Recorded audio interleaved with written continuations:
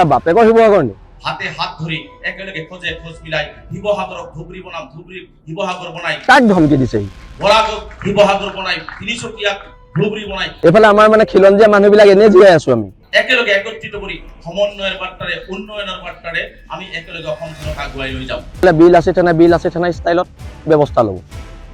শিৱসাগৰখন ধুবুৰী বনাব তাৰ বাপেকৰ শিৱসাগৰ নি হা এই কথা বতৰাবোৰ নচলিব। কাক ধমকি দিছে হা এইফালে আমাৰ মানে খিলঞ্জীয়া মানুহবিলাক এনেই জীয়াই আছো আমি ৰেজাউল কৰিম চৰকাৰ ধমকি খাবলৈ জীয়াই আছো হা এজন বংগমূলীয় মানুহৰ ধমকি খাবলৈ ইয়াত খিলঞ্জীয়া মানুহবোৰ জীয়াই আছে হা যদি যুঁজ লাগু বুলি কৈছ চিধা চিধি ক'ব লাগে। উজনি অসমৰ মানুহতো বহি নাথাকিব নহয়।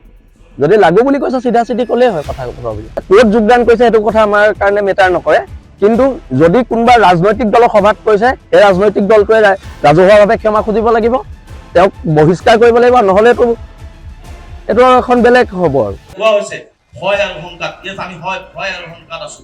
সেই ভয় আৰু শংকা আঁতৰাবৰ কাৰণে গৌৰৱ গগৈৰ পিছত মই ৰেজাল্ট কৰিম এজন সেনাপতি হিচাপে সেই ভয় কেনেকে আঁতৰাব লাগে, সেই ভয় আঁতৰাই হিমন্ত বিশ্ব শৰ্মা ডাঙৰীয়াক অসমৰ পৰা আঁতৰাই অসম কেনেকে বচাব লাগে, অসমৰ মাটি কেনেকে বচাব লাগে, অসমৰ জাতি জনগোষ্ঠী কেনেকে বচাব লাগে, অসমীয়া জাতিক ঐক্যবদ্ধতাৰে কেনেকে আগুৱাই লৈ যাব লাগে, সেই কাম মই সভাপতি ডাঙৰীয়াৰ নেতৃত্বত এজন ক্ষুদ্ৰ সৈনিক হিচাপে কৰিবৰ কাৰণে মই বদ্ধপৰিকৰ আৰু মই দৃঢ় বিশ্বাসী।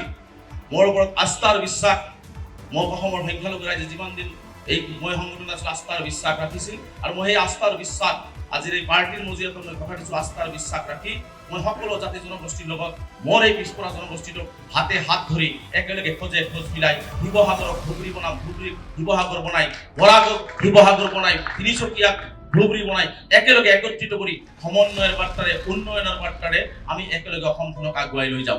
মই যিটো কমিউনিটিৰ পৰা বিলং কৰিছো সেইটো জাতিৰ সমস্যা আছে, যদি আজি প্ৰত্যেকটো জাতি জনগোষ্ঠীৰ বিভিন্ন সমস্যা আছে, সেই সমস্যাখিনি মই ভাবো যে প্ৰত্যেকজনে সেই সমস্যাখিনি যদি আমি গৌৰৱ গগৈ ডাঙৰীয়া যিহেতু শুনিব বিচাৰে কৰিব বিচাৰে তেখেতৰ সন্মুখত যদি আমি বলিষ্ঠভাৱে কথাখিনি সৎ আৰু নিষ্ঠা সহকাৰে শুদ্ধ সততাৰে যদি আমি আগবঢ়াই দিওঁ নিশ্চিতভাৱে তেখেতে সেই সমস্যাখিনি আমাৰ প্ৰত্যেকটো জাতি জনগোষ্ঠীৰ সমস্যা নিজৰ সমস্যা বুলি লৈ আগবাঢ়ি গৈ সমাধান কৰি দিব।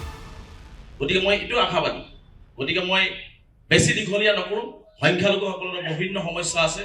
মই আশা কৰিম যে আমাৰ যিহেতু বিভিন্ন সমস্যা আছে, আজি মাটিৰ পট্টাৰ সমস্যাই হওক, চহৰ অঞ্চলৰ ভূমিৰ সমস্যাই হওক, আজি স্কুল কলেজৰ সমস্যাই হওক, আজি অৰ্থনৈতিকভাৱে পিছপৰি যোৱা জাতিটোৰ বহু সমস্যা আছে, তাৰোপৰি নাগৰিকত্বৰ সমস্যা হওক, মই ভাবোঁ যে এই কথা বাৰ্তাবিলাক নিশ্চিতভাৱে মই এই দলৰ মজিয়াত বলিষ্ঠভাৱে কথাখিনি সততাৰে শুদ্ধভাৱে দাঙি ধৰি এই সমস্যাখিনিৰ এটা চিৰস্থায়ী সমাধান কৰিব লাগিব।